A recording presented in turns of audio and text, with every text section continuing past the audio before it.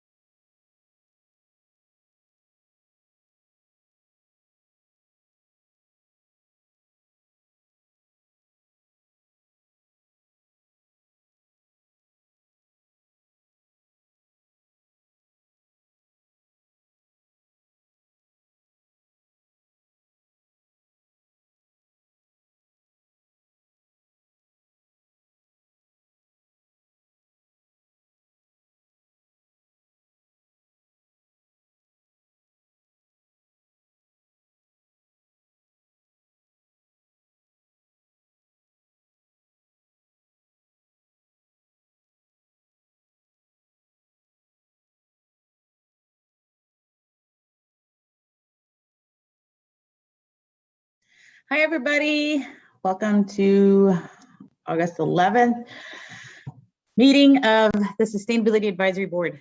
Hold on, I was just pulling up the agenda now to see what we got going on. Okay, so we have quorum.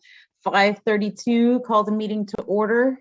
It looks like Jasmine's going to explain the hybrid meeting procedures, which will be a first for us. So go ahead, Jasmine.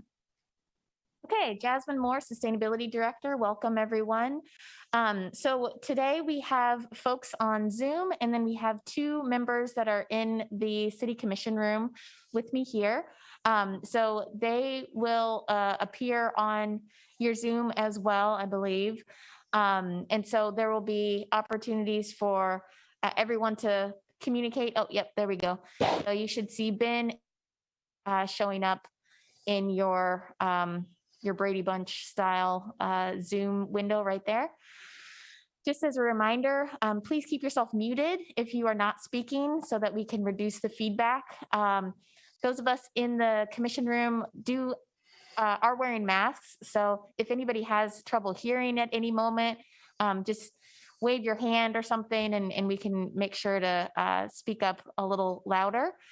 Let's see what else. Also, please state your name before you speak each time so that it's clear who is speaking, and those that are listening just to the audio can distinguish who is speaking. This meeting is being broadcast live on our cable network as well as on YouTube, and will be available for later viewing on YouTube as well. So we do have several members of the public in attendance today. There will be opportunities for public comment for each item, as well as at the end of the meeting for any items that, or for anything that's not listed on the agenda. So with that, I will turn it back over to Quah. Thank you, Jasmine. Are we having people from the public show up in person too? This is Jasmine, Sustainability Director. They are able to show up in public, but currently we do not have anyone here that is in person wanting to give public comment. Okay, thank you so much. This is Quah. So next, first agenda item is to approve the minutes. Did everybody on the board have a chance to look at last meeting's minutes, go through them, have any edits, comments? If not, then we'll just need a motion to approve the minutes and then a second. This is Jackie Carrol. I move to approve the minutes from July. So Jackie moves to approve the minutes. Do we have a second? This is Alison Koonce. I second it. Okay, so we have a motion to approve the minutes from our last meeting by Jackie and Alison seconds. Are we still voting? How are we doing the hybrid voting procedures, Jasmine? This is Jasmine, Sustainability Director. We still need to do a voice roll call, and also just a reminder to call for any public comment if there was any on this item. Jasmine, sorry, just a question. Are we muted here or not? Or No, you're on. okay, I just don't know how it works. Yeah, you're on all the time. Okay, is there a way not to be on all the time just in case? Not in this room. Okay, thank you. Okay, this is Quah. So I will open it up for public comment before we make the vote. Please push the raise hand on your Zoom to make a comment.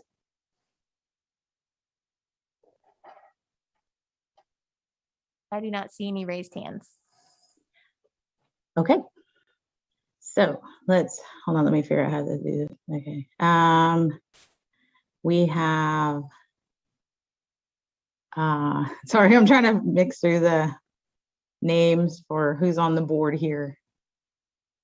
It shows my little Brady Bunch thing, but I'm trying to remember who's all on the board. Okay, so let's just start with Jackie. Yay or nay? Aye. Yay, nay, aye. Is that a yes? Oh, sorry. Yeah, that was an I. This is Jackie. Okay. Stanley, newest member on the board. Yes. Alison, Yes. Deb, Yes. Ben,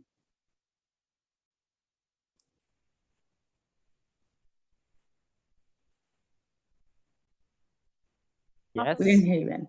can you hear me? Can Yes, you hear now. Ben? You could hear Ben? Okay, we got a thumbs up from Ben. Kate Johnston Yes. and Kira. Okay, thumbs up from Kira and Sarah. Okay, and I believe that's everybody, right, Jasmine?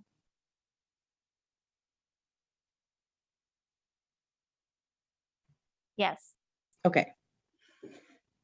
And that sounded like a unanimous vote. So last month's meeting minutes have been approved. Moving on, next agenda item. So a couple of months ago, we talked about, and I think we've talked about this in the past few meetings, that the Transportation Board has been asking for our support as they tried to get funding to switch over to an all-electric bus fleet. And I think there were some other grants there, but they're trying to meet the 2035 goals of 100% renewable energy. And so their goal is to have a all-electric bus fleet by 2035. And so they are applying for different grants, multiple grants, rather than having to wait on us to have our monthly meetings and then wait for quorum to vote on each grant. What we decided was to have them send along a template of a letter that is signed by the chair of the board that they can use for any grants for towards their emissions goals for 2035. So that was included in the agenda items in the agenda packet on the website. I looked through it, it looked pretty standard. Basically, what we were asking for was just where they put in the grant name and time, date, and I think that's all the specific information. And it lays out why they're pursuing these grants and funding to achieve that goal. Did everybody get a chance to look at that template? It looked pretty standard to me. Let me know what you guys think.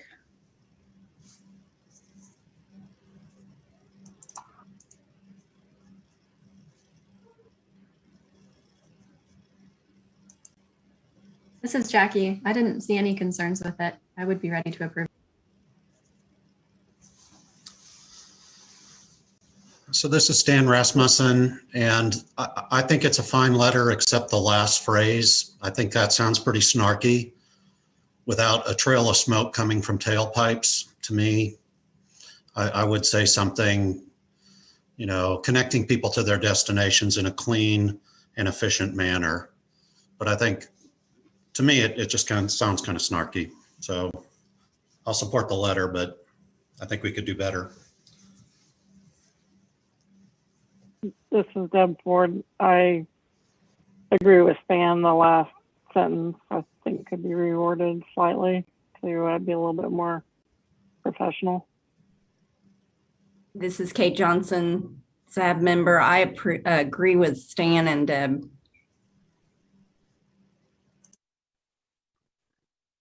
But I support the letter. I would just reword the last sentence.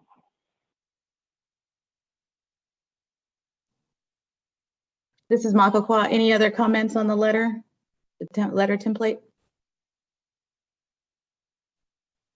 This is Jasmine. We're working on some audio challenges here. Ben, will you talk again and see if it works? Yeah.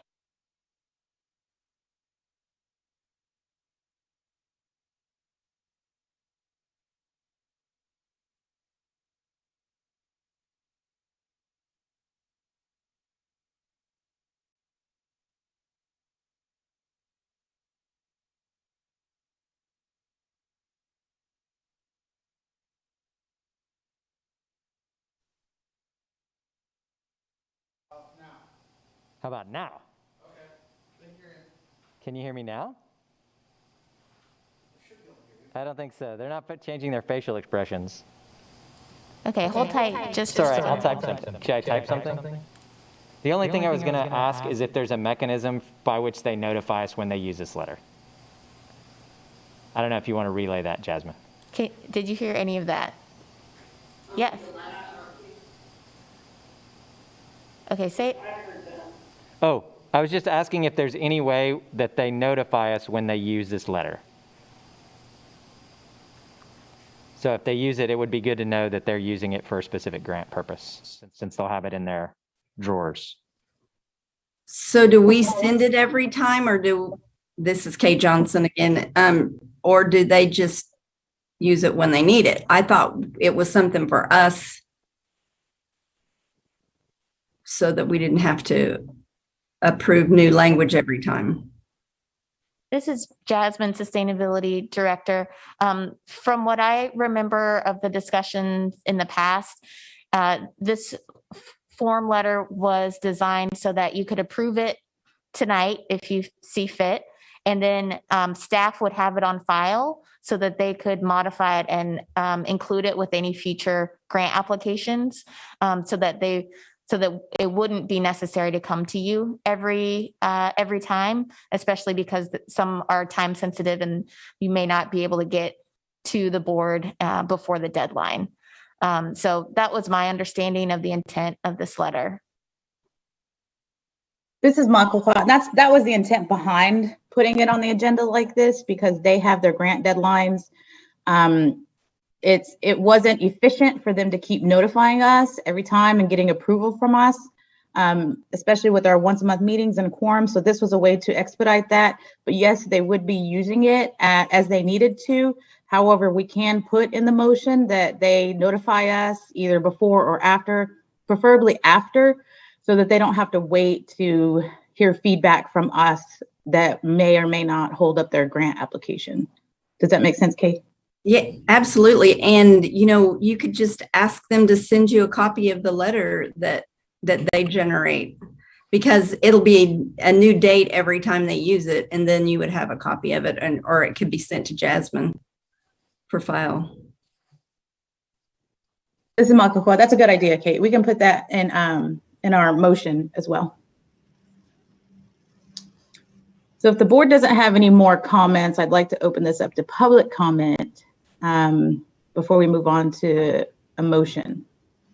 Jasmine, do you see any public comment? Oh, go ahead. One more question from the board. This is Stan Rasmussen. It looks like you have to sign it every time, Michael Quah. So I think we'll get notice, at least from you, because they're going to change the date unless they're going to have an electronic signature for you.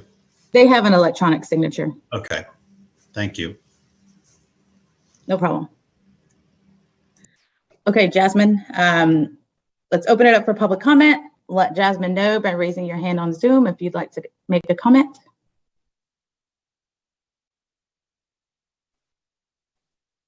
This is Jasmine Moore, Sustainability Director. I do not see anyone with their hand raised.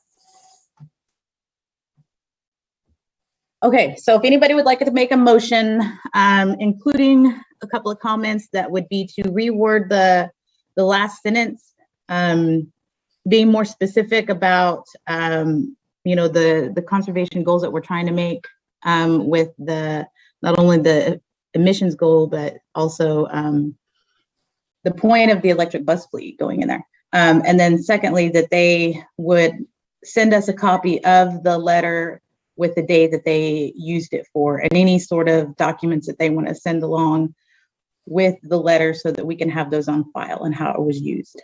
So if anybody wants to make that motion.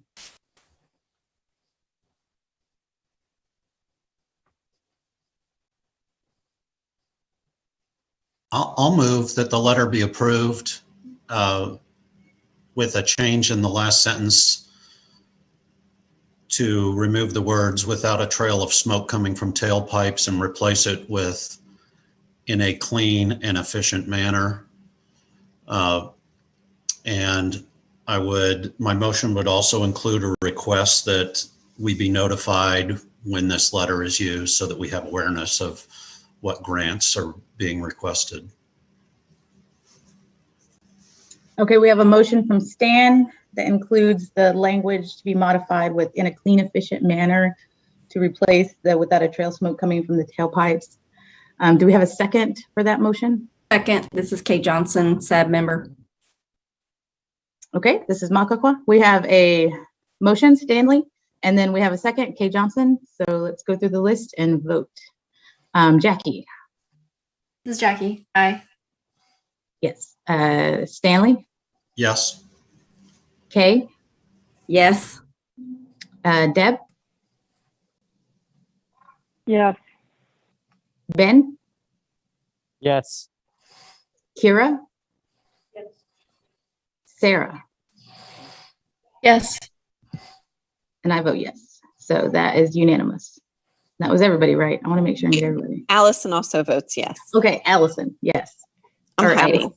Okay. Okay, so that's everybody. Motion's been approved. So we will send this over to the transportation board, and then they will be notifying us. And I will ask Jasmine to also have them send us back a revised letter with that change in the wording that we suggested. This is Jasmine, Sustainability Director. I can make that change and send you an updated version. This is Makakwa. Okay, sounds great. All right, moving on. Okay, so we have a new member. He's already voted on 2 issues. So let's just jump right in. Stan Rasmussen, why don't you tell us about yourself, and then we will go through and tell you a little bit about us, the standing board members. Thank you so much. Well, I'm really pleased and honored to be here. I'm honored that Mayor Finkeldye asked me to serve on this advisory board. I've been a longtime Lawrence resident. I'm almost 59 years old, and I've lived in Lawrence for about 42 of those 59 years. Professionally, I am an attorney by training. I currently serve as the director of the Army's Regional Environmental and Energy Office. My office is located at Fort Leavenworth. I have a 9-state territory I cover for that. My training is in law school. I studied environmental and natural resource law. I've worked briefly for the State Legislative Council's office in the Capitol in Kansas. I've worked for an environmental testing laboratory. I was senior environmental counsel at Black and Veatch in their energy division, where I managed some large environmental projects affecting energy. And then I went from there to the Army to serve as regional environmental counsel. About 5 or 6 years ago, I became the director of the office. I get to hire my own attorney now, which is nice. I'm no longer practicing law. And I am currently also doing a special assignment where I'm leading a sustainability and climate action team for the Northwest Division of the Army Corps of Engineers. And in November, I'll be starting a detail with the Department of Defense to serve as a policy analyst on climate and energy as it affects the military. And personally, I'm married. I have 2 adult daughters, and my wife and I recently became grandparents to our first grandchild back in March. And I've served previously on the Board of Zoning Appeals and the Sign Code Board of Appeals here in Lawrence, the Lawrence Planning Commission, and the Historical Resources Commission. And I'm just really pleased to meet all of you and be a part of your team. Thank you. This is Quah. Thank you, Stan. How do we want to do this? I'm just going to go across the top of my screen here. Kay, go ahead. Hi, my name is Kate Johnson, and I've known Stan for a number of years in a variety of different capacities with my environmental career. And so welcome, Stan. Really glad to have you and your experience on our board.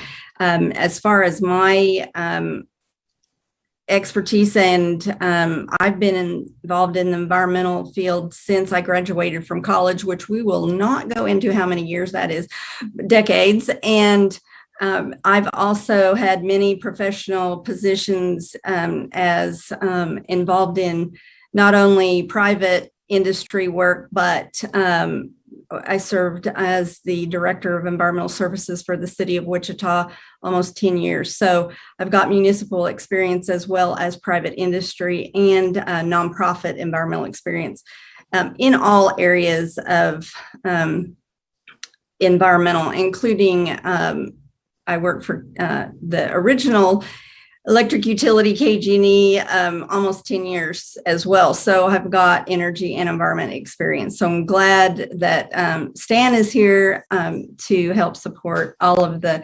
especially the planning experience that you've got. I think that'll be really good for our board, because sometimes we don't always know how the city of Lawrence operates in the planning area.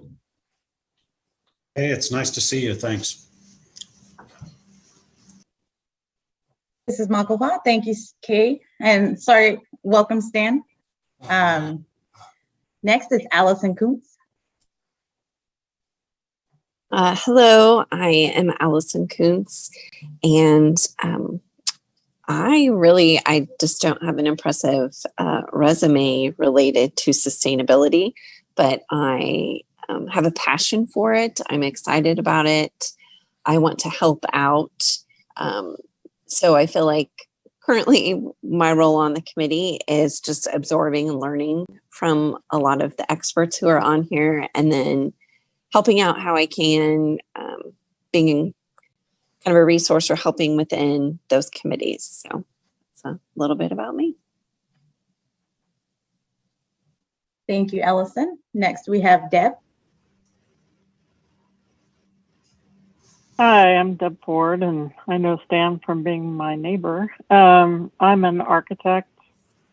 I won't go into the number of years that I've been practicing. I've been a focus on sustainability in my office and in professional growth. I've got USGBC certification, and I'm going for WAL certification right now. I'm happy to be on the board as well. Thank you, Deb. Let's see who's next. Jackie. Hi, Jackie Carrol. Welcome to the board, Stan. I'm going to keep it pretty short because this is actually my last meeting. I joined the board in 2015.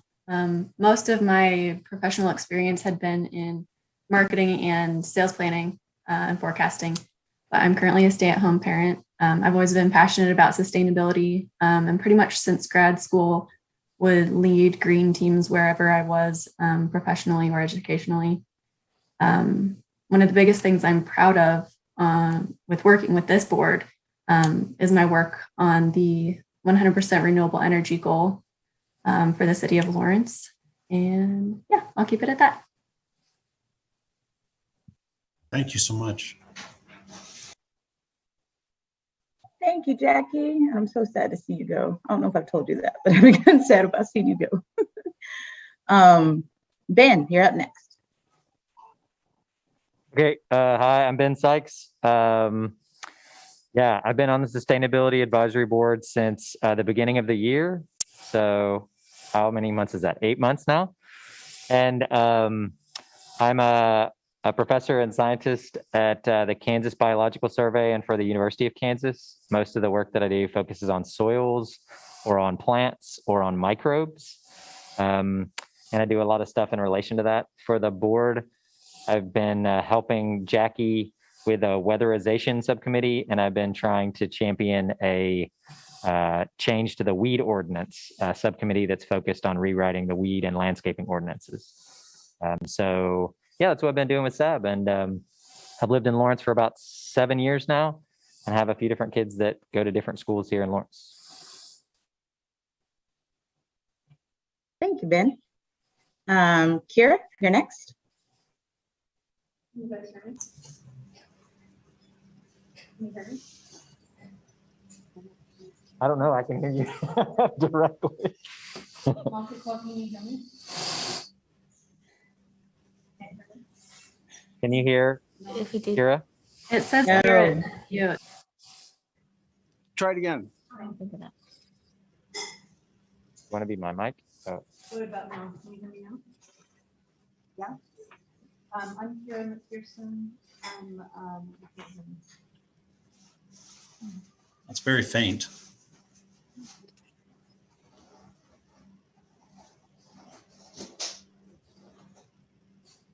We thought in person. Easy. Okay, say it a little more time. Huh. Oh, this green light is on for. Okay. How about this? Yeah, why not? Now, can you guys hear me now? Yes? No? No. Nobody. It's okay. You know me, I don't like. This is Makapwa. We can hear you, but not very loudly. Hmm. Can you hear me if I put it right up to my mask? I feel like it's coming through this one. Sort of. You know what? It's totally okay. I'm Kira. Hello. Jasmine, if you want to move Kira around, I'll move on to Sarah. No, it's fine. Okay. All right, Sarah, go ahead.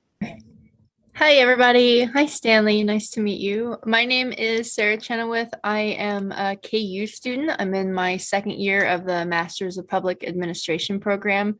I'm an intern for the League of Kansas Municipalities, and I am the liaison from this board to the Douglas County Food Policy Council. I volunteer at Just Food, and I'm really interested in policy where sustainability meets food systems. So I have been on the board just since January, and I'm very happy to be here. Awesome, thank you. This is Michael Quah. Okay, do we have Kira? Yes, no. No, can you hear me now? I can't hear her. It's fine. No, we don't have Kira yet. It's totally okay. We'll continue to problem No, solve. for real, it's not a problem. I hate speaking in public. She right. says, hello. We can send out everybody's bio in an email, because it's nice for me to hear that again and to hear everybody's backgrounds. But if we could get those sent out, that would be great. I think that would be really helpful for the whole board anyways. So is that everybody? Oh, go ahead. Allison, did Allison go? Allison went, yeah, I believe so. I did go. Mine was brief. You know me, Kay. All right, Stan, my name is Michael Quah. Michael Quah Jones. I'm a citizen of the Prairie Potawatomi Nation located here in Mayetta, Kansas. I moved to Kansas in 2015. Prior to that, I lived here from 2009 to 2011. I started my education at Haskell Indian Nations University, and then got a bachelor's from Dartmouth College, and then a master's from Vermont Law School in environmental law and policy with a focus on climate change law. My background is in climate change impacts in underrepresented communities, more specifically climate change impacts in Indigenous communities. So I've done a lot of research on that. I do have a passion for policy, so I like to see really good, effective policy written, and that was kind of one of the goals for my time here on the board. I joined the board in 2017 when I previously worked at the Prairie Potawatomi Nation. I worked in their water qualities issue, or their environmental protection department on water quality issues, and so I worked between the tribe, local landowners, and the state on cleaning up some of the water issues affecting the tribal reservations in northeastern Kansas. So I worked with the Army Corps of Engineers. I worked with USGS and a lot of NRCS and KDHE. Great guys. You guys do great work. Very technical work, but you guys do great work. So it's nice to have somebody from the Corps of Engineers, or somebody who has experience with Corps of Engineers, on the board. Sounds like you bring a wealth of information. Personally, I am currently a candidate for City Commission. I'm a mother of 5. My oldest just graduated here from Lawrence High, and then my youngest is a 3-year-old. So you can see the broad range and gaps of my kids. So I have kids all over Lawrence in some school or another. But welcome to the board. Thank you so much, everybody, for introducing yourselves. And like I said, Jasmine, if we can get those bios sent out to everybody, I think that would be really great. Just because I think it's nice to have a refresher. Okay, so moving forward, we have Public Incentive Review Committee. Kate Lorenz. Okay, so we have our Public Incentive Review Committee liaison here, Kate Lorenz, and she will share a report or her insights and talk to us about what she's been up to. Go ahead, Kate. Well, can you all hear me? Okay, I Yes. think since I'm not a panelist or on the board, I can't use my video. I'm trying to, but that's not working. So I guess just imagine me in a very fancy ball gown with really, really good hair and makeup. So thank you so much for inviting me here today. I just quickly wanted to say a couple things. First, that I just wanted to, my name is Kate Lorenz. I use she, her pronouns. I'm the Sustainability Advisory Board seat holder on the Public Incentives Review Committee. I just wanted to start by sending out some love and care to everyone this week of the IPCC report. I know for me, that's brought up a lot of feelings, I think, from my community as well, of climate folks around the world. So yeah, I really want to like give a shout out to everyone and all the emotions that you may be feeling this week. And also just to thank everyone for your service on this board. Thanks to everyone who's running or has run for other offices. Thank you to, it's nice to see that I can see on Zoom some Sunrise Movement people, some community activists, some community members who've showed up. So I really appreciate that. And this is kind of a full circle moment for me because I came to my first Sustainability Advisory Board meeting, I think it was June 2019. When I had a newborn at home and I was up for more than one reason at night, but I would be up in the middle of the night just in a cold panic because of climate anxiety. And so that's what propelled me into activism and getting involved in climate justice. And so, yeah, I guess I'm an example of how anxiety can be channeled into productive action that hopefully is good for not only my own mental health, but also helping Lawrence and the community. So that's my personal little opening. So I am new on this committee. I have been on, I've only had one meeting so far. We had another one that was postponed, but I can just give a quick little overview. And then if you all have questions, definitely ask anything you'd like. So the Public Incentive Review Committee, when I was first learning about it, I thought it was like the, review the tax incentives for like huge apartment buildings that are trying to come to Lawrence or, businesses. So now I have a much fuller understanding of that. And it really is a kind of holistic economic development review committee. So there's a lot of ways that the city invests in economic development. Part of it is through partnerships with the Lawrence Chamber, Peasley Tech, the BTBC Center, the Bioscience and Technology Business Center on campus, as well as some other funding requests for childcare programs. And then there are several other programs that the city uses to give incentives for maybe property tax or other types of incentives or investments in different areas of the community that have been designated development areas or businesses that are going to bring jobs to Lawrence. I am still working through, certainly I have participation in all of the review points for these requests and reviews. So I'm not only focused on sustainability, that's what I'm trying to say, but I'm still kind of trying to learn about how the holistic, I keep saying that, but how sustainability works across all of Lawrence's decision-making bodies. That's definitely a learning experience. I know that there are certain things in, for example, some of the investment or incentive applications where businesses can get different incentives if they're LEED certified and things like that. But I'm also just reviewing all of the city documents like the Ernst & Young, the plan that was just put forward,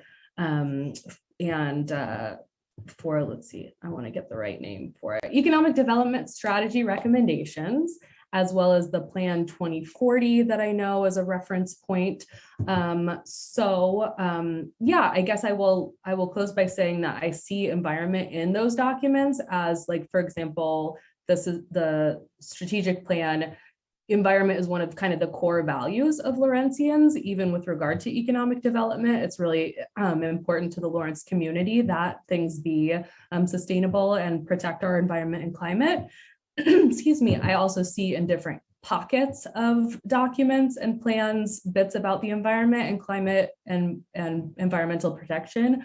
But from my own perspective and the perspective I bring to the board, I think that climate and environment is a factor in every decision a community makes. And, we can't really any longer have that be in just one little environmental section. I think both justice and climate have to be factors in all of our decisions.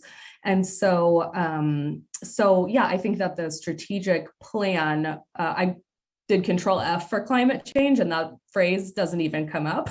So, in thinking about any kind of long-term plan, economic development or the climate protection and mitigation plan, anything like that, I think needs to have climate change as both an unfortunate reality of what we're dealing with, but also something that we're actively working on as a community.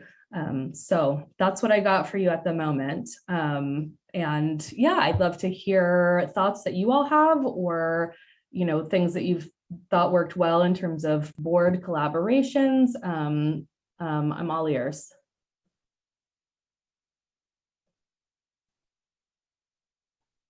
Thank you, Kate. I wasn't quite knowing what that liaison was, so thanks for explaining that. Does anybody on the board have any questions or? I have a question. This is Kate Johnson, SAB board member.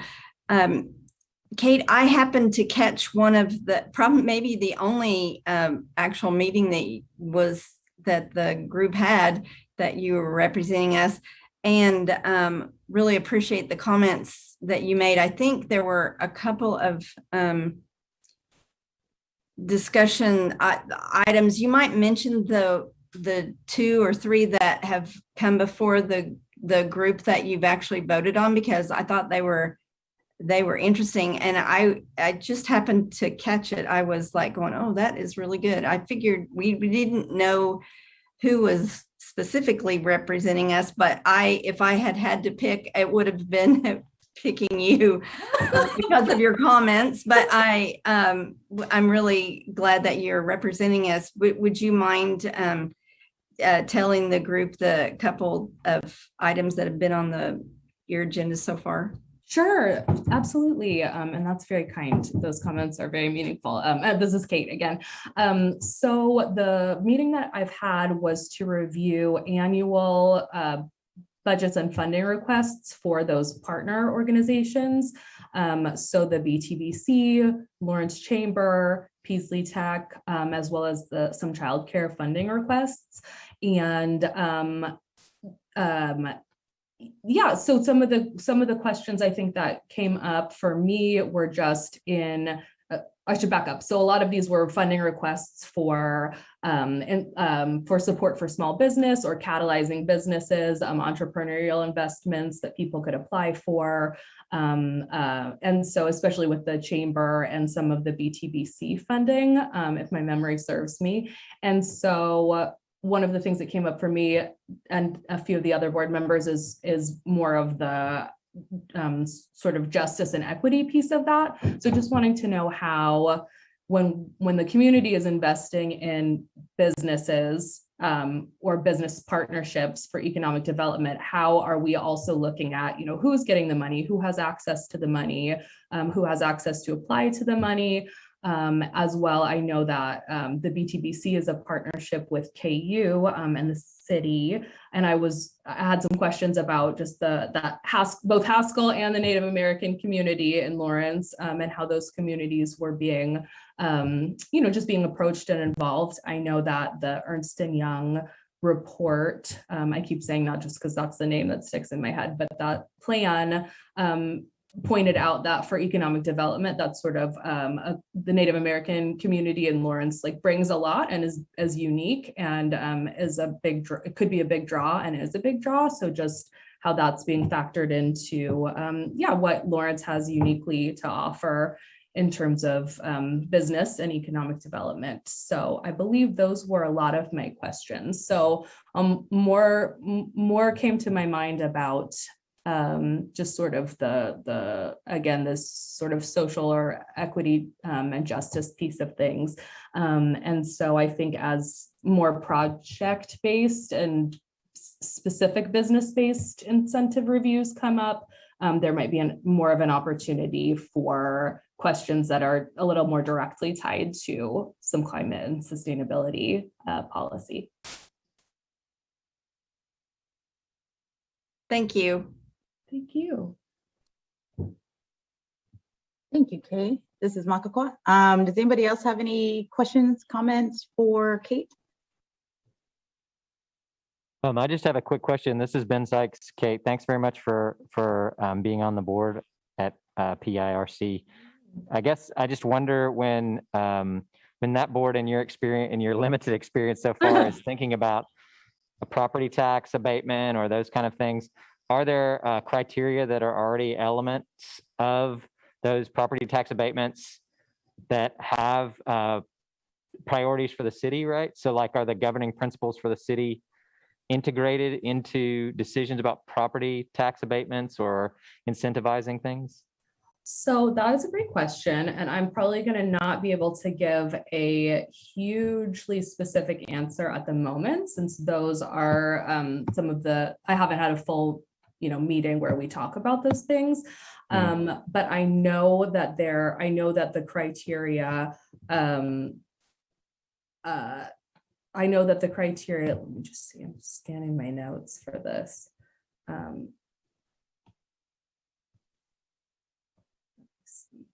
There definitely are criteria about how many jobs it'll create, sort of like in those development areas, if there are projects or things in these sections of town that have already kind of been decided as target areas or focus areas for the city, benefits to those areas are definitely factored in.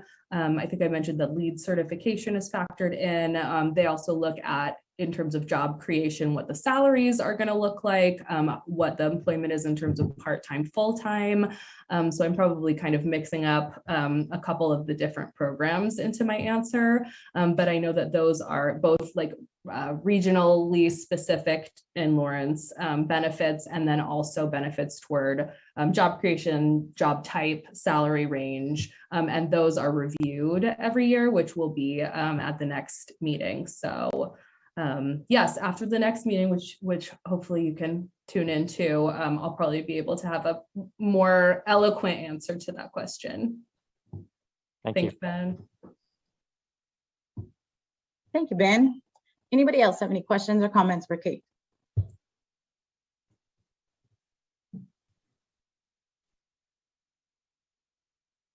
All right, before I open it up to public comment for Kate,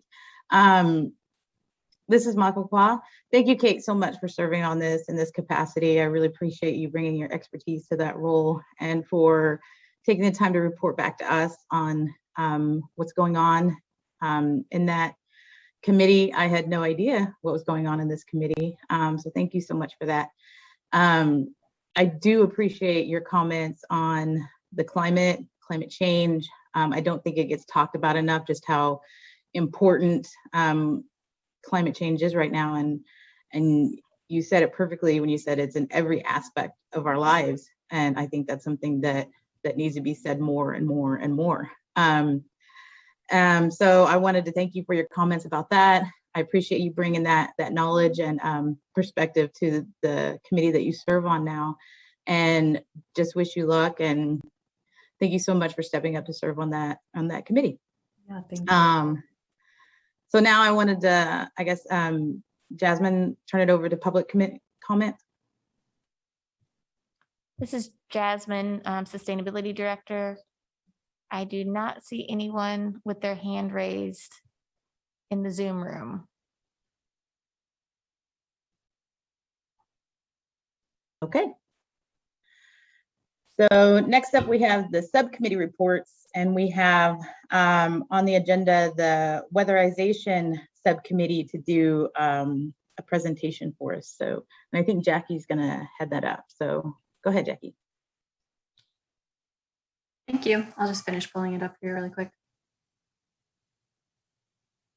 Okay, so I sent, well, as part of the agenda, the draft recommendation was included for really directly to city staff on ways that they can update the weatherization grant program that has been in place for several years without changes during that time. And just to give a little bit more background, oh, thank you, Jasmine. Just to give a little bit more background on where that came from, the city staff actually was planning on making some updates when I reached out. And so when I learned that, I figured it was a great time to really go in on that and get some recommendations put together.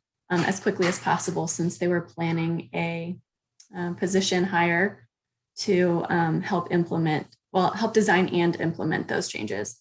So as part of the agenda, all of you should have been able to review the recommendations in the draft document that we would be voting on tonight.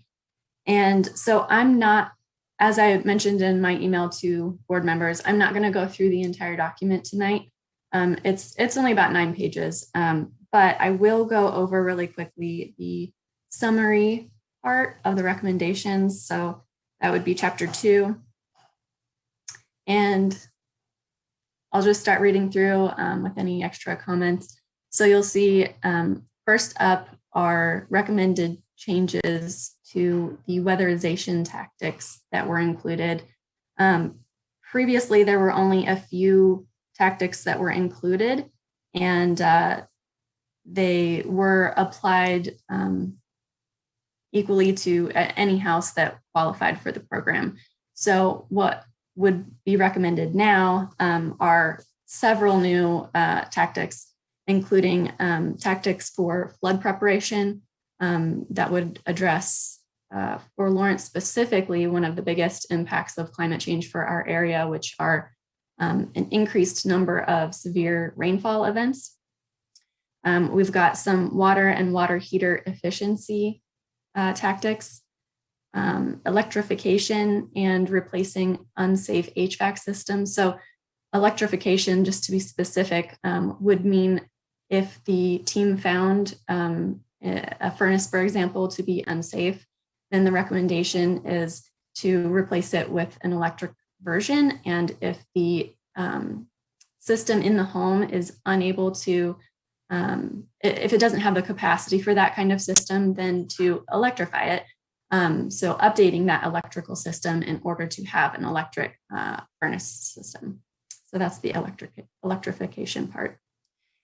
Insulating exterior walls. Previously, it was attic only. Sealing any gaps that they find, optimizing airflow, and then most importantly, really is adding flexibility to the program. So that allows for experts who would be assessing each home to determine what's most important for each home, rather than having, one static list for each house that would be applied without any nuance. So number 2 here, the recommendation would be to expand eligibility. Previously, people who were eligible were low and moderate income folks who owned their own home. We are proposing a much bigger expansion of that to include multifamily properties, mobile homes, and rental properties. None of these were included before. There's a big argument to be made for including rental properties in a city like Lawrence, where many people rent and housing costs are very high. And there's actually an excerpt from one of the reports that Kate had mentioned from Ernst & Young. And it states, or really proves how expensive it is for folks in Lawrence to purchase their own homes, especially if they're working within the city. Moving on to number 3 here, improving visibility and accessibility. So from my research and talking with city staff, it looked like the program wasn't used a whole lot in the previous year, in the previous 2 years of it being active. I don't remember the exact numbers, but I believe it was 12 and 19 homes per year in the last 2 years that it was active, which was it wasn't using the funds available for that program. So improving visibility and accessibility in several ways, including increasing presence in city communications, partnering with local organizations to make sure their clientele is aware of the program, simplifying the application process, and even allowing tenants to initiate an application now that rental properties would be included. We think all of these things would be important for making sure the program is actually utilized. Number 4, conducting pre and post audits. This is something city staff alluded to being interested to anyway. And it would mean that you could be really much more customized in your approach to weatherizing a home rather than having those 3 static tactics for weatherization. And then the post audits would allow a few things. One, ensuring that the city is meeting the goals of the program, and then also making sure that work that was promised to be done was done, and that it was done safely for the folks who live there. Lastly, we've got ideas on ways to prioritize homes in the case that there are more applicants than funds available to address them. So I mentioned earlier that both low income and moderate income applicants may apply for this program. And so in the prioritization, we would say, low income over moderate income. Elderly participants, who participate in the low income elderly utility rate that the city offers. Marginalized peoples, including Black, Indigenous, people of color, and disabled folks. And then prioritizing the biggest gains to achieving the city's renewable energy and greenhouse gas emissions goals. And then lastly, there's just a note on the Pareto principle, which essentially states that you do 20% of the work to achieve 80% of the outcome, which really boils down to, we would recommend that the city do the few most important things for each house rather than trying to do a huge laundry list for each one. And therefore they would be able to serve more folks rather than fewer. So that's it overall. Ben and I worked on this pretty intensively for a few months to try to get this pushed out. Ben, I want to turn it over to you as well in case you have any comments that you really want the board to know about before we vote. And I would just like to say I didn't receive any emails of concerns for anyone. And so we can, of course, talk about any that pop up tonight. But I just wanted to preface that I did not receive any feedback through email.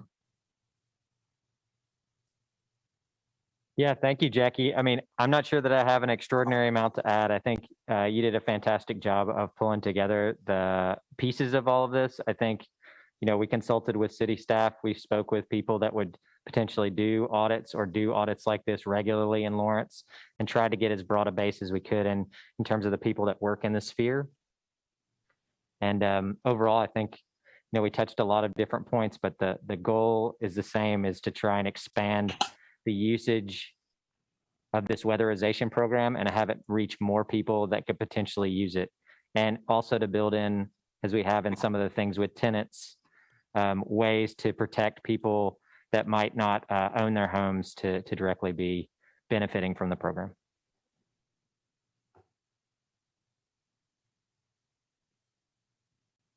All right, thank you, Jackie. Thank you, Ben. This is Michael Quah. I really, really liked what you guys put together. I think it was very thorough. Thank you for explaining it so much, Jackie, filling in gaps of information that may not have been covered under that. But I think this is great work. Totally support this. Glad you guys sent this along and wrote it up. Looks like a lot of work went into doing this. Definitely want to open it up to, well, it looks like the board members may not. Okay, I'll just open it up one more time for any comments to Jackie or Ben from the board before we open it up to public comment, just to be clear. Jackie and Ben, this is Kate Johnson, SAB board member. I am totally impressed with the work that you all did on this. All of the weatherization programs I'm familiar with was generally around weather stripping doors and windows. And this is so much more robust and better. And I'm excited to see this pass and this recommendation go forward. I think you guys have done a lot of work and you raised the bar a lot on the rest of our subcommittees. I have a question, Jackie. Can you guys hear me now? Can you guys hear me? I can, but I don't know if they can. Quah, can you guys hear me? Turned my volume way up, so I'm listening. Am I really that faint? Yeah. Just the microphone? Can I put mine over here and you just use my microphone? I'm just, okay. Is that okay? I don't need to ask. It's fine. No, go ahead. Jump in front of me. We are in the same place. So first of all, I'm really sorry that you're leaving. I really love you and I hope that you'll keep coming back to work on the subcommittee meetings. Did you guys have will you explicate a little bit about the discussions you had to reach people who traditionally are really hard to reach? Like we've seen this with COVID, that there are people where even though you have your best intentions with incentives or programs, who just don't get reached. What did you guys talk about as far as reaching the unreachable to let them know that there will be this program for them? Yeah, that's a good question. And there's not a perfect answer, but we did have suggestions. Ben had a lot of suggestions on marketing and getting the message out like physically in the community. So like bus stops and public parks, having information posted there. There's also a section about making sure that other county and city programs make sure that their clientele knows. So places like Burt Nash and the library and Lawrence Public Schools. But, this is a draft. So if we need to make a slight recommendation, we are certainly able to do that tonight before we vote. If you have any suggestions, ideas, we could add that. Yeah. No, that's good. I just, as an activist, this is something that I always, I'm trying to perfect because, the people that are the most vulnerable tend to be the really hardest ones to reach out to or touch or to explain, the details. So, okay. All right. Thanks, Jackie. Yeah. Thank you. Yeah, I think I'll just add one thing that I do remember us talking about was trying to find ways to like almost be proactive, like with the elderly low income assistance program. That's often people, that probably might have lived in their home for a long time, but still be on low income. Those might be a great group of people to like cross-reference for the city to go, hey, if you just send us your energy bills, we can have a look to see if you're eligible for the weatherization program, if this would help you. And just like have it on their bill or to actually knock on their doors.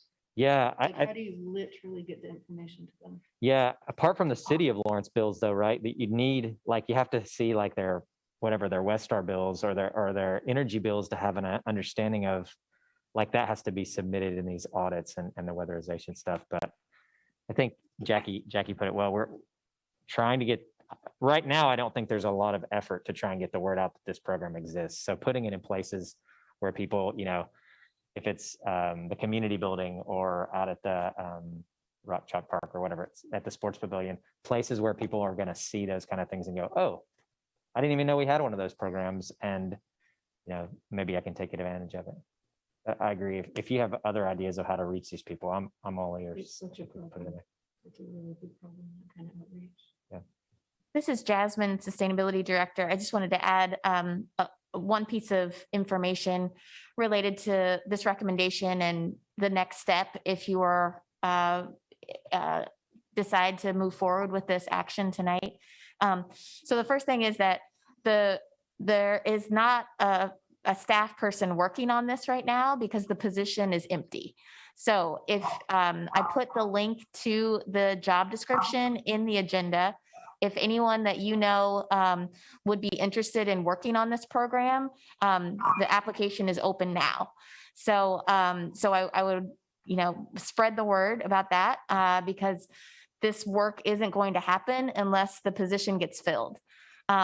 Secondly, the action is worded in a way that it's working in partnership with staff because there's a lot of federal grant language requirements that is somewhat restrictive. And so if you move forward with this recommendation today, it doesn't mean that all the recommendations will be integrated into the new program. And that's why it's worded as work in partnership, because the staff person will be able to say, that's a great idea, let's figure out how to make it work. Or that's a great idea, but the federal dollars won't allow us to do that. So I just wanted to provide that clarification so that you know that just because if you decide to approve this action tonight, it doesn't mean that every single thing within the recommendation is automatically going to be a part of the program and be implemented, in a few months. There are a few more steps that need to happen.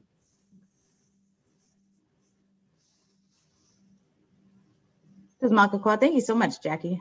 Or Jasmine, sorry. Jasmine, Jackie, Ben. Appreciate this. I'm assuming this is something we would be opening up for public comment, right, Jasmine? Yes, I do see that Stan had his hand up though. First. Okay, go ahead, Stan. Jackie, I think this is a really good document. I particularly like how it's got those prioritization elements in it. And then the visibility section where you talk about coordinating with like Bert Nash and the Senior Resource Center, et cetera. I'm curious, prioritizing for low-income people makes great sense to me, but I'm worried that a lot of low-income people may not own their residence. So is this a program that's available to people who are renting? And would it also be available to organizations like Family Promise and Willow Domestic Violence and maybe Habitat for Humanity, organizations that help low-income people move out of homelessness into housing, move out of domestic violence situations? Those organizations might own a house or an apartment. Would they be eligible to participate in this program as well? Okay, so I'm going to address the last part first because that's a really great idea. The only program I had known of that works sort of in that way is tenants to homeowners. Another good program. Yeah, we don't specifically have that included in there, but I think that's simply because I didn't know about it. And so I would recommend that it could be eligible. To address the income portion and whether it's a homeowner or a renter, the program currently does not allow rental units to be weatherized. Even if the homeowner were to apply, it has to be your residence. And so that's why we are recommending that it be expanded to rental units, because you're right. If you're going to be addressing the low income population in Lawrence, they're going to, for the most part, be renters. And that's who we want the program to help. So yeah, I would love adding some of the organizations that you mentioned, and hopefully that addresses the rest of your questions too. Thank you.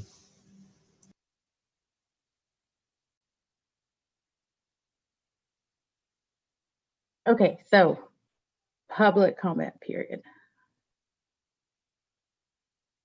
This is Jasmine, Sustainability Director. I see that Joel Campbell has their hand up. All right, Joel, go ahead. Hi, my name is Joel Campbell. I'm with the Sunrise Movement here in Lawrence. I just had a couple of things real quick. Well, firstly, I just wanted to say this looks really good. Thank you for making this. It looks really good to me. I like all the stuff that's in it. I just wanted to say a couple things. First, I can't speak for all of the environmental organizations in Lawrence, but I know at least for Sunrise, we definitely be able to help with outreach. We have an at least modest social media following, and we can kind of coordinate outreach efforts kind of on a more local scale, if that would be something that interests you at all, I guess. And then also, I just had a quick question. I was just curious if there are any incentives for weatherization besides reduced energy bills, or if this is just something that people can choose to do if they wish to.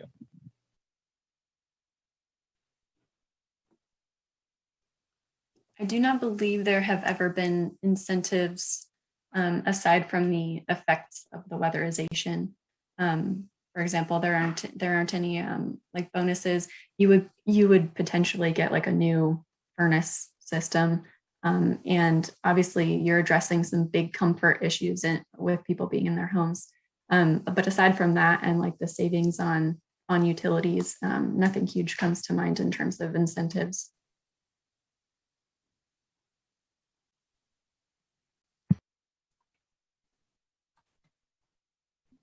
This is Ben. I just wanted to bring up something that's connected to what you were asking as well as what Stan was saying, is that we did talk a little bit about for renters, for example, that landlords could move in renters that would qualify potentially for these things. They could have a lot of work done that would reduce those bills, but then they may raise the rents to match that savings. So we were trying to, I don't know, we weren't playing all the game scenarios, but we were trying to think about how we can, help tenants, how we can incentivize this and not simply create, a mechanism for, it would still create efficiency, right? But it wouldn't necessarily create a benefit for the tenant. And I think we want to preserve that as much as we can. And the other aspect is energy use, right? We don't have a lot of incentivized reduction for reducing your energy use. At least from what I've read, there's also these paradoxes where the greater the efficiency of energy that you have, actually the more energy people use. That's not an argument that you shouldn't increase efficiency, but there's a whole paradox around how when you increase fuel efficiency standards, for example, people drive more. It still has really important economic consequences and environmental consequences that are beneficial. But we want to try and also, I think, have that within this discussion when people are trying to think about how to reduce energy usage per person in the city.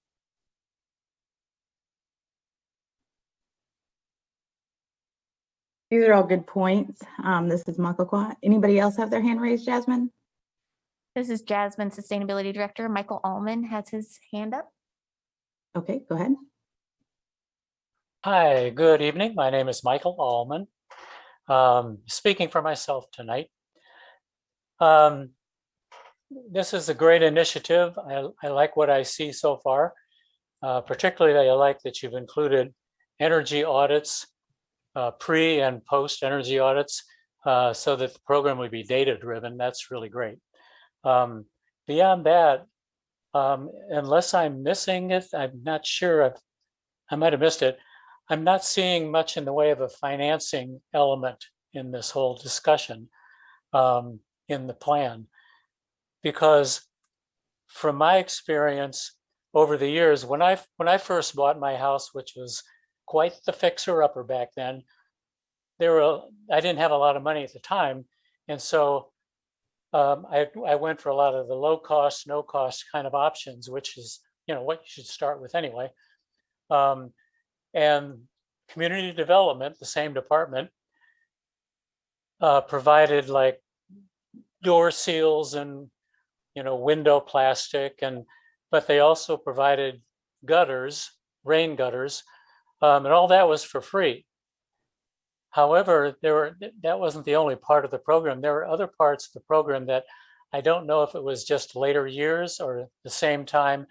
Some of the things that people could get were by grants, and other things were by low interest loans. The low interest loans, of course, meant you end up paying for it yourself with the interest on top of it, low interest, but over a period of time, it does mount up. So visibility is one thing, but accessibility to the program through the financing, I think, really needs to be looked at more thoroughly and maybe added to this more in depth. This is something, as I think you've pointed out already, that it has lots of implications, not just beyond low-income people, but for climate remediation. Every building, buildings, I can't think of the statistics, but buildings are a huge part of climate emissions, as I'm sure you know. So this has major implications, and we should be addressing as many buildings as possible, whether low income or not, although targeting low income obviously is the best policy. So somehow it needs to be crafted that there are grants for certain applications, certain people, certain income ranges, and then low interest loans for others. A gradation of some sort. I'm not sure how, community development knows how to do that, but it needs to be written up in this plan somehow. So I just wanted to point out that, that kind of accessibility through finance is as big a key as people visibility and knowing that it even exists. And one final thing, one of the things that I do, and I'm kind of tooting my own horn here, I sell ecological building materials, one of which are tankless water heaters, which use 50% less energy than a tank water heater. So that's a way that people could cut 10% of their total home energy bill by having a tankless instead of a tank heater. However, the upfront cost is more. So the program could somehow finance it so that you can get the low interest loan to start with. Over time, your savings will pay for that loan. So you actually come out ahead. So these are kind of things that factor into the financing. I just wanted to point out a few of them. So thanks for the good work. Thank you, Michael. Yeah, I didn't address the financing a whole lot. You're right. And that's because the program is funded through the community development block grants. And the funding just has not been utilized over the past several years. So in addressing, the program as it is, I didn't address that part, mostly because there's just extra money to use already, and I wanted to give the city ways to really fully utilize what they had available already. I believe there are some additional programs that the city offers that somewhat falls into the kinds of things that you're talking about. Like I think they offer 0 or low interest loans for like furnace replacement or something like that. Yeah, I did not suggest additional funding elements. You're right. Thank you for your comments.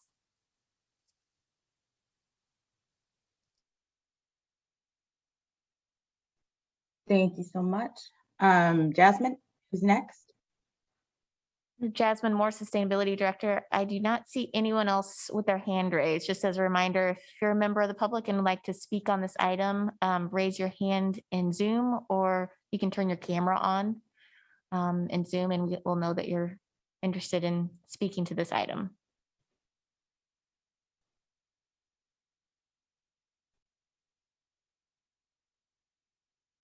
I do not see anyone. Okay, so some of the thoughts that I had in hearing everybody else's comments and everything is, once again, this is really written up well. And just to piggyback off somebody else's comments, I guess it'd be nice to know where the weatherization program, where it gets all of its funding, whether it can be used to offset costs for, say, we're going to prioritize multifamily housing that would appeal to the owners of rental apartment buildings. And so if you could use like a weatherization program to offset some of the costs to upgrading those hot water tanks, or energy saving things that they can't afford to, but they would like to apply to, not as a full funding source, but as an additional funding source to offset costs. Because like it's been mentioned, any sort of conservation thing is going to be upfront costs more, but down the line we know, and the statistics will back it up, that costs come, those costs get offset over the years, in which you end up making money off of those initial investments.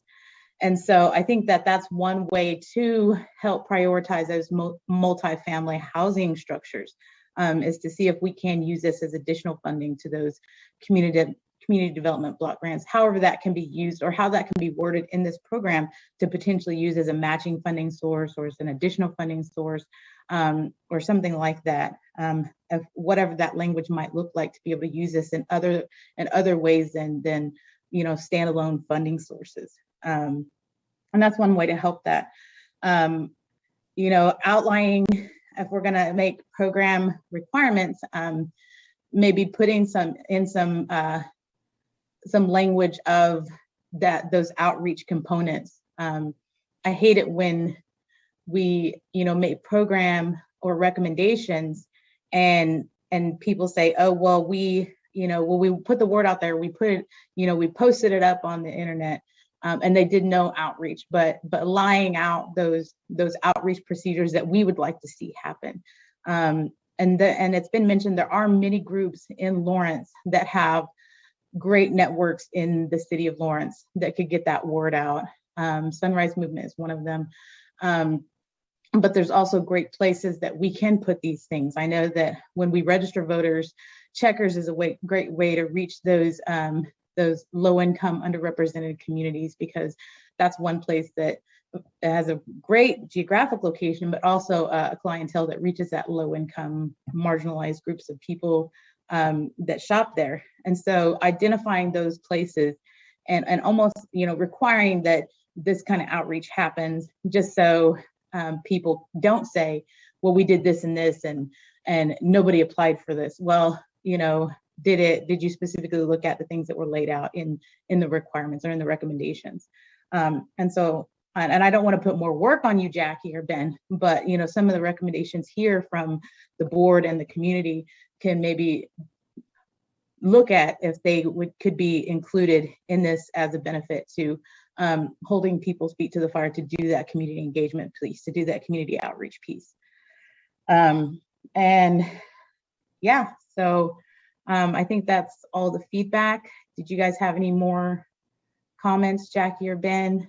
Is this something that we need? Oh, we do need to vote on this tonight, right, Jasmine, to get it presented to the city council, city commission?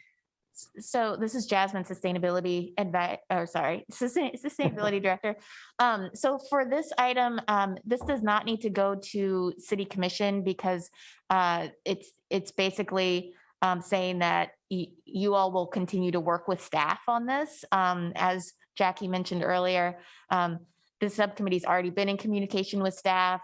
Staff is committed to revamping this program already. The staff that is working on this program doesn't receive commission direction on this program specifically. So the action that's in the agenda is appropriate for this program because of those reasons. So if you chose to take this action tonight, it would just commit the Sustainability Advisory Board and possibly this specific subcommittee as it continues to work in conjunction with staff to make sure that these recommendations are integrated as much as possible. This is Michael Quah. Okay, sounds great. I had one more thing that I wanted to address. I should have mentioned this when I said community development block grants earlier. That is the funding source for this program, and it is specifically federal funds from HUD, so Department of Housing and Urban Development. So there are currently 0 city dollars that go toward this program. So it would be basically like proposing an additional program that the city would have to find funding for to do any additional funding sources or financing type situation. This is Michael Quah. Thanks for the information. Because I do know in working with HUD and some of the other funding sources, when it comes to federal sources, you can match with other sources of funding. I don't know quite how that works, but that would be one piece of information that be included in this, is to gather these funding sources together and to look at how we can maximize these funding sources and use this one to match with this one to get the most we can for the people that are trying to access these grants or this program. So, but that's one thing that we can include as like as a note to whoever gets hired for, managing this program. So, yep. Thank you, Jackie. Mm-hmm. Okay, so now moving on to item C4, city budget discussion. Oh, Chair, I didn't hear a vote on that, so I just wanted to go back and see if that was something that you all wanted to do. Jackie, Ben, do you feel like this is something that is ready to be voted on tonight? I would like a vote on it tonight. I'm comfortable with it, including revisions to the document, and I can make those before it is sent. Actually, this is a good question for Jasmine. Would this be sent from like via you to staff for it to be official? Yeah, okay. So before I would send it to Jasmine, I could make those revisions. And then we wouldn't have to come back to vote on it again. Yeah, I think I'm comfortable with that as well, especially the nature of the document is basically a document that's supposed to outline that we're going to continue working on those principles with the city people. So if every last detail is not right in there, it's not, it's a continuation of a relationship, right, Jasmine? And guidance around how that relationship, like the goals around those things. So those may continue to evolve over time as well. All right, that sounds perfect. So we will ask for a motion to accept the weatherization program recommendations prepared by the weatherization subcommittee with revisions based on comments from tonight's meeting. And then we'll need a second. And if needed, I can go over all of the comments and suggestions that were made before someone would want to make a motion. Would that be welcomed? Okay, I'll just go over the list that I've got. So we had comments on improving outreach and how to reach the hard to reach people. Recommendations on including additional organizations around town who own buildings but are not, technically like landlords renting to a tenant, and homeowners. We've got, adding organizations like Sunrise who can help with the outreach. We've got, ideas for incentives for having your home weatherized, and then we've got expanded financing options.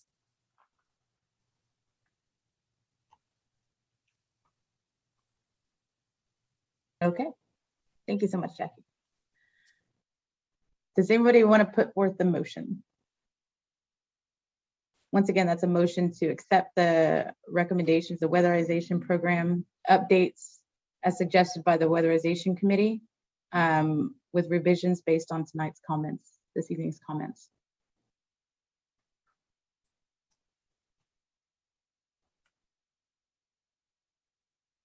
Okay, this is Sarah, board member. I'll give it a shot. I move to, with the comments that were made here tonight and with recommendations from the board to the subcommittee to further, oh my gosh, see, I messed it up already, to say that the board supports the weatherization plan. Okay, so Sarah motions to submit the recommendations from the weatherization subcommittee with revisions. Who seconds the motion? This is Kay Johnson. I'll second the motion. Okay, so we have a motion and a second. The motion, once again, is to submit the weather program recommendations as updates, recommendations as suggested by the weatherization subcommittee with revisions based on tonight's meeting. So we'll start once again at the beginning. We have Jackie. This is Jackie. Aye. Aye. Ben. Yes. This is Ben. Oh, sorry. Yes. Okay. Was that Ben or Stan? Sorry. Yes, I approve. Okay, Kay. Yes. Stanley. Yes. Sorry about that earlier. That's okay. Sarah. Yes. Kira. Yes. Alison. Yes. And is that everybody? And then I also vote aye. I think you missed This is Deb. Deb Ford. Oh, my bad. Deb Ford says, Deb Ford, yes. Okay. So that sounds unanimous. The motion passes. And so thank you, Jackie and Ben, for working so hard on that. And hopefully we can get somebody in that position soon to start working and implementing these recommendations that you guys work so hard on. Next thing on the budget is city budget. And I think that comes from Jasmine. Jasmine Moore, Sustainability Director. This is at your last meeting, we talked a little bit about the budget. This is the last meeting that you would have an opportunity to have a discussion as a board around the city budget. And so I added it based on that. There's, I shared some links to budget information, including some of the frequently asked questions. That memorandum was what the City Commission saw a couple weeks ago. And then in terms of budget timeline, there's a public hearing at the end of the month on August 31st. And then the budget is scheduled to be adopted on September 7th. So if this board as a group would like to take any position on the budget, this is your last opportunity to do that. As always, you are welcome to participate as individuals in the budget process. And there are a couple of ways to do that. One is through the Lawrence Listen survey, which is on the city website. And then you can always provide written public comment for the August 31st commission meeting, or you can provide live public comment, most likely via Zoom at that meeting as well. So that's all I have for the budget update, and there's room for discussion if you like. I have a question. Go ahead, Kate. Hi, Kate Johnson, SAB board member. So it would be appropriate for us to make a recommendation that the position that's being considered for the sustainability department stay in the budget, or how would we word that? Because I think that we definitely should support that position that's being considered right now. So I was going to make a comment about this too, Jasmine, that this is Quah, is that if the board wants to tonight to vote on it, I would be willing to testify at that meeting to support expanding the sustainability staff. I would not limit it to one or two positions, because ideally we'd like to see sustainability staff as much as we could get. But it is something that I think that we as a board, if we voted to tonight, then I would be willing to, as a SAB chair, go and support whatever SAB wants me to support in oral testimony. But I think that's one thing that we should get behind is expanding sustainability staff. This is Jasmine, Sustainability Director. Yeah, just as a reminder, your job is to make recommendations to the City Commission. So this is a policy discussion. The budget is a policy discussion. So it is appropriate for you to make a recommendation on the budget if you choose. So what position is that again? Isn't it an analyst? I can't remember exactly this, Kate. Jasmine, Sustainability Director. Currently in the City Manager's recommended budget, there is one additional position for the Sustainability Office, and it is a Sustainability Analyst position.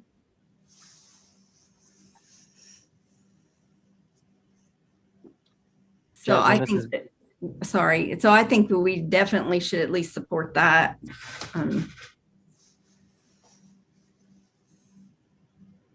Yeah, I agree. This is Ben Sikes, SAB board member. Jasmine, do you have, I don't understand the funding mechanism behind that sustainability analyst. Is it sustainably funded such that, it doesn't have 2 years of funding from CARES Act or federal things, and then there's not support for it? Jasmine Moore, Sustainability Director. This is a unique budget. There is a chunk of money that is being used from federal dollars related to COVID that is funding part of the 2022 budget and 2023 budget, essentially. The idea is that within those 2 years, there will be a strategy to replace that funding when it is done in 2 years. So the intent is that whatever positions are created with this excess of money that's coming in related to COVID, there will be a plan to sustainably fund those beyond the 2 years.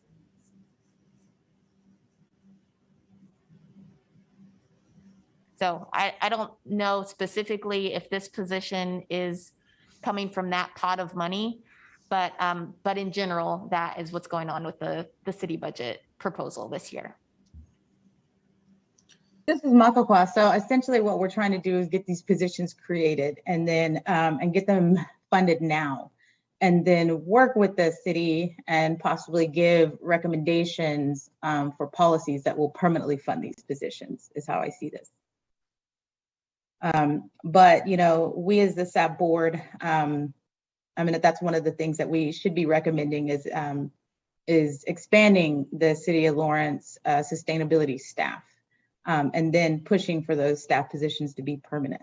So, so yeah, however we want to support this, if we want to make a motion to submit written testimony, if we want people to show up individually, with testimony, or if we as a board want to testify at the board meeting, potentially to be on the agenda, then we can start entertaining motions for that now.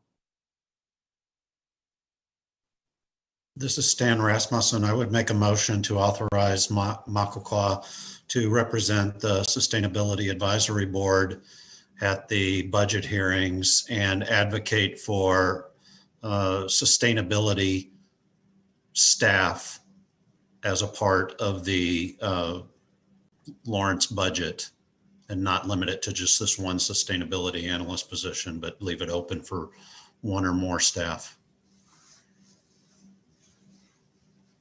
Do we have a motion? Go ahead. Sab. Second. Okay, so we have a motion from Stanley to have the SAB chair represent the SAB board, be included on the agenda to testify in support of having sustainability positions be included in the 2022 budget. Is that what I'm hearing, Stanley? Yes, and Okay. thank you for volunteering to do that. No problem. It's my chair as a board.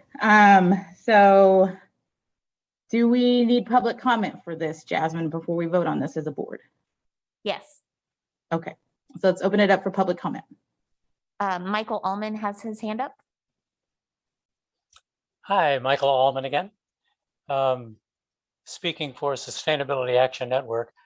I mentioned it in one of the previous meetings, but I just want to remind you that in 2022, and then each year after that, approximately the same amount, the city is spending $480,000 on buying police cars. It's part of their annual, the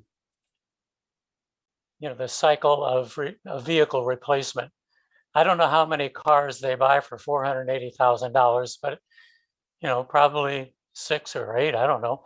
I don't know what a police car costs, but I'd suggest that you go to the city and recommend that those be all electric, battery powered police cars. And you might look at the CIP, the Capital Improvements Plan, and see how many street sweepers they're going to be buying each year, because there's a company that makes electric street sweepers. There's quite a bit of electric vehicles out there right now. So you might actually say, you can be buying these vehicles right now, they exist. So that's my suggestion. If you would, I'd add that to the motion maybe. Thank you very much. Thank you so much, Michael. This is Michael Quah. I will say that in talking with different groups, there is a lot of different groups that see ways as conservation for what they do, whether that be sanitation workers, firemen, police officers. There's different ways that the City of Lawrence can be incorporating conservation into all of those areas. And I'm sure there's more that we're not even thinking about. So that is a great suggestion that we should be pushing City Commission to do as well. Jasmine, who else is wanting to submit comment for this meeting? This is Jasmine, Sustainability Director. I do not see any other hands raised. I think Ben wanted to say something to you. Probably. I just don't remember. I was just, Makokwa, when you go, you could, sustainability is now a core commitment, is that right, of our strategic plan? And so I think the fact that it's been elevated as a core commitment should make even a stronger recommendation under what Stan and Kay were motioning for, right? Is that it's a central piece of what our strategic plan is. It should be a central piece of our budget. It should be threaded through all of the things we do, including like purchasing of vehicles, as Michael suggested. But certainly when we choose the positions that might be temporarily funded now that could go into the future, it should be those ones that reflect our commitments, our core commitments that we've established through the strategic plan. It seems like this one is. Thank you, Ben. This is Michael Quah. This is also part of, Lawrence's commitment to the principles of the Green New Deal that we also testified for and got unanimous support for as well. So this would just be the city of Lawrence showing that it's putting its money where its mouth is when it comes to our recommendations and things that they have supported in the past. So I agree. Okay, so we have a motion on the floor that the SAB chair will go and testify and be included on the agenda for the budget meeting to advocate for permanent sustainability positions to be funded by the City of Lawrence 2022 budget. That was seconded by Kay Johnson. Time to vote. Stanley? And Michael Quah for a second. Oh, yeah, go ahead. Ask a question. Hey, Jasmine, I'm not sure if this is appropriate for you to answer or not, or if your team has considered it. I noticed that someone during the budget presentation was talking about a vehicle transition plan consultant for figuring out how to get the fleet to adhere to the city's 100% renewable energy goal. And I wanted to know if you thought that was something that should be done, or if that's something that should be wrapped up in the climate plan and the plan that's going to be done to get the city on the track to 100% renewable energy, if we're spending resources doubly instead of wrapping it all into one thing.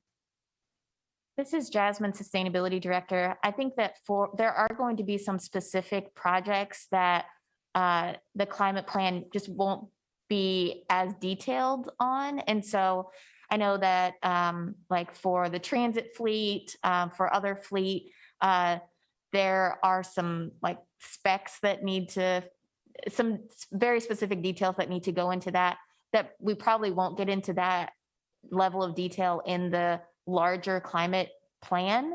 And so there are probably going to be several things like that the climate plan will include recommendations. It will include policy recommendations, some programmatic recommendations, but the level of detail that people that are making purchasing decisions may be needed with a finer point than would be included in the larger plan. Okay, got it. That's helpful. Thank you. I just wanted to make sure we weren't spending more money than we needed to on consultants. There was one other suggestion I had for making comments from SAB to Commission on budget information, and that was because I noticed one of the frequently asked questions that they published was about public transportation and making it free. And I think it would be easy because it's, I don't know if it was part of SAB's goals or one of the things we wanted to learn more about, but it was on our list at some point for recommending that public transportation be free. And since it's come up in conversation, I think we should add that as something that we would recommend. I see Kay. Hi, Kay, SAB board member. If I can remind you that one of our subcommittees is looking at the different departments, and that was one. And so I'm involved in that subcommittee. Alison is on that subcommittee, and that's what our original charter was to look at city departments and find out what their goals are originally, and then for us to make additional recommendations if they have not considered those. So we had, because we didn't get a chance to talk about it earlier, if we want to go ahead and vote on this, and then I can fill you in on what our subcommittee's been doing. It's up to everyone if you want me to explain what we're doing, but. This is Michael Quah. We probably have to do that next meeting, Kay, just because of the time frame that we have. Well, the only thing then, if you want to wait, then I would like to suggest that because Kira had specifically asked to be included when the transit department is involved in this, because there was discussion from one of our meetings about asking transit to consider free transportation. So on September 14th at 2, the plan is to ask transit to participate in our subcommittee meeting. So Kira, if you want to put that on your agenda, and otherwise other people could also attend, we just have to be careful about how many are in attendance so that we don't reach a quorum. But our next subcommittee would be September 14th at 2, and we will be asking transit to attend and explain what their current plans are. And then talk to them about the free bus passes, free transportation. So I think that if I remember correctly, in the past, Jasmine said that for SAB to speak, it would be SAB chair. I think other people can testify on their own. If that's something that wants to be recommended in the budget, I would ask Stanley to modify his motion for that to be included for SAB chair to testify on at the budget meeting. Well, I don't know how what I just said is associated with that, but we're not ready to make additional recommendations. I think I just wanted to let people know that we're having that subcommittee meeting. So, okay. So going back to Jackie's question, is this something that SAB wants to be included at this meeting, or do we want to wait and make formal recommendations to City Commission to make to the Transportation Department later on?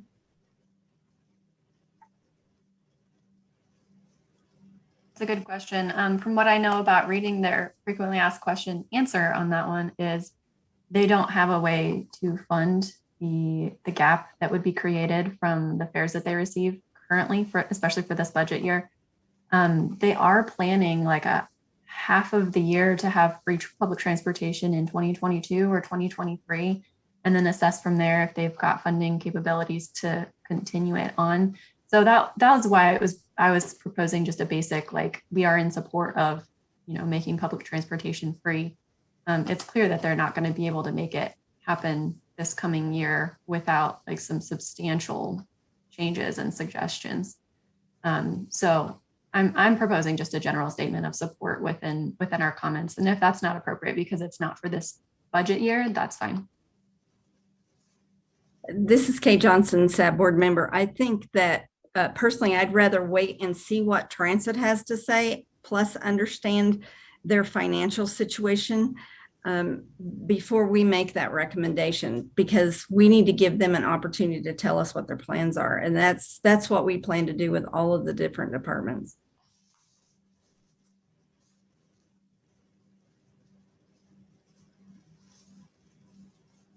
Okay, so we've had comments, recommendations.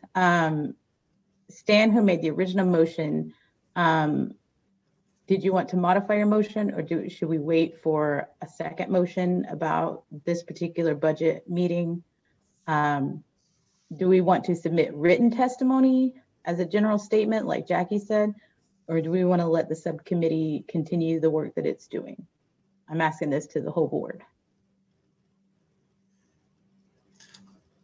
I'd be happy to withdraw my motion and let somebody else make one. I don't know enough about the transportation issues to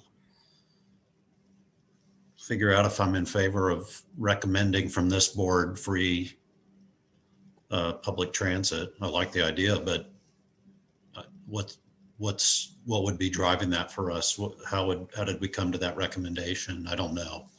So if somebody else wants to make a different motion, I'd be happy to withdraw mine.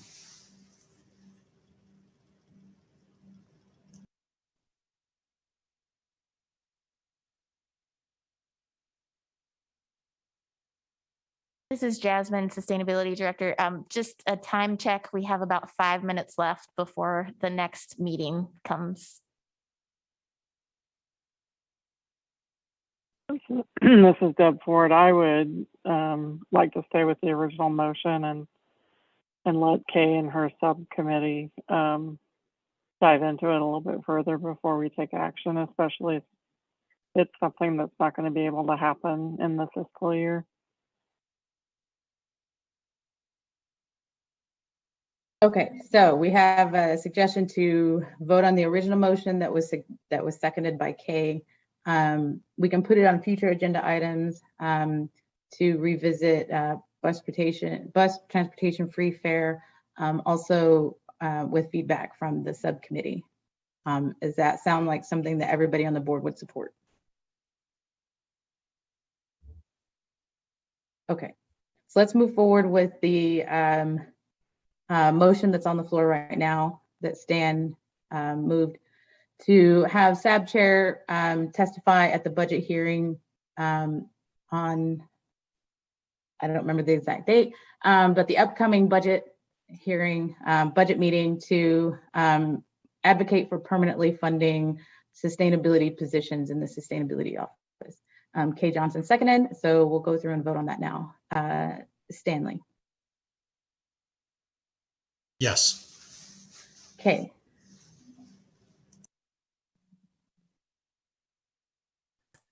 Yes, sorry, couldn't get my unmute button to work. Ben. Yes. Deb. Yes. Jackie. It's Jackie. Aye. Kira. That's a yes. Sarah. Yes. And Alison. Yes. Okay, and I vote yes as well. So I, as SAB Chair, will put together a testimony and testify for at the next budget hearing. Like Jasmine said, we have about 5 minutes left. Jasmine, in that 5 minutes, could we go through staff report and get to public comments, or should we just go to public comments? I'd rather get people who attended the meeting the chance to speak. This is Jasmine. Yeah, public comment works for me. Everything's in my staff report, so you can read that at your leisure. Okay. All right, we'll open it up for public comment.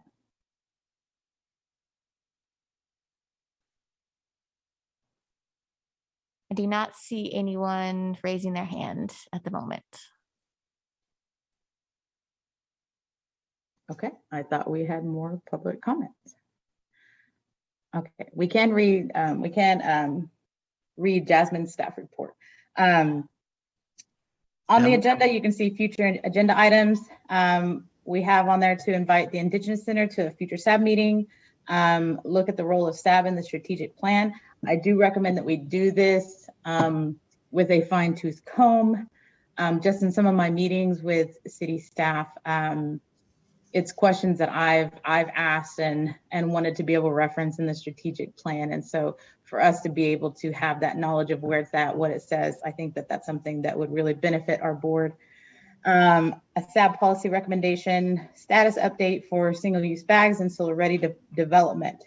I do have a comment about this particular thing.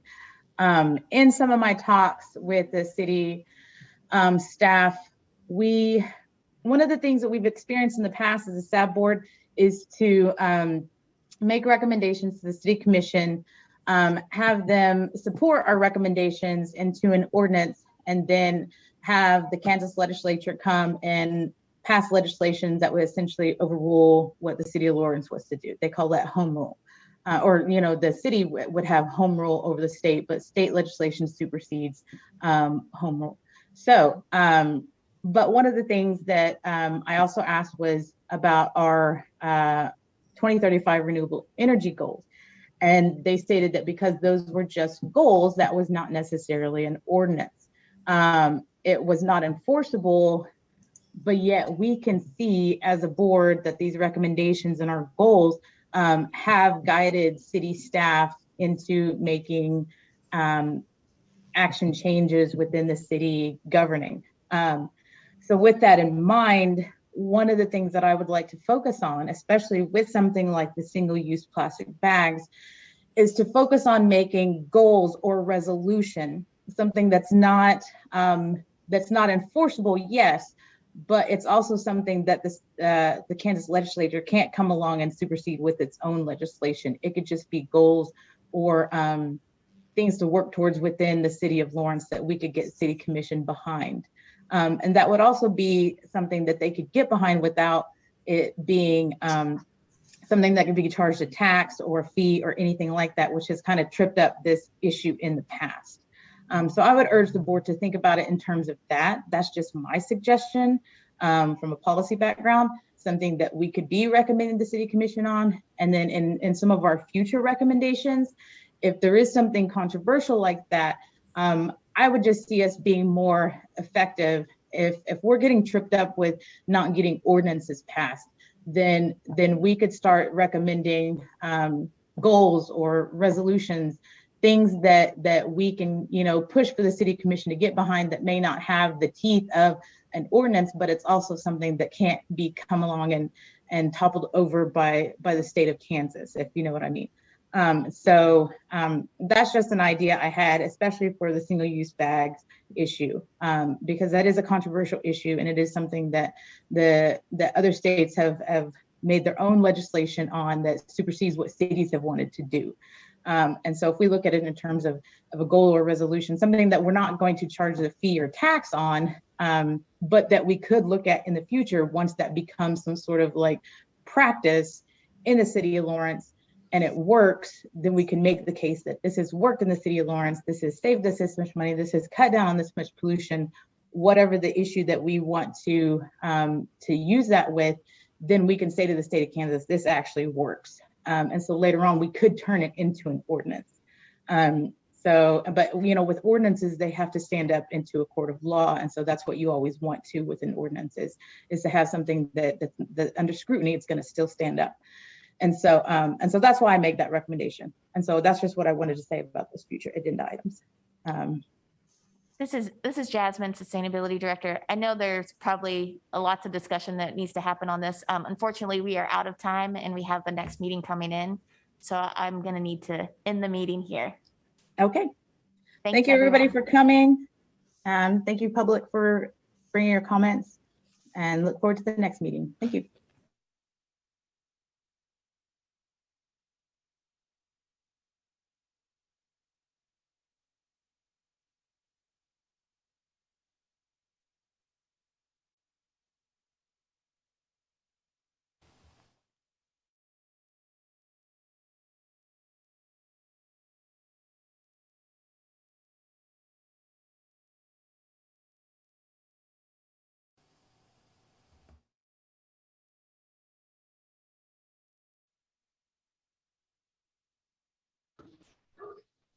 Hey folks,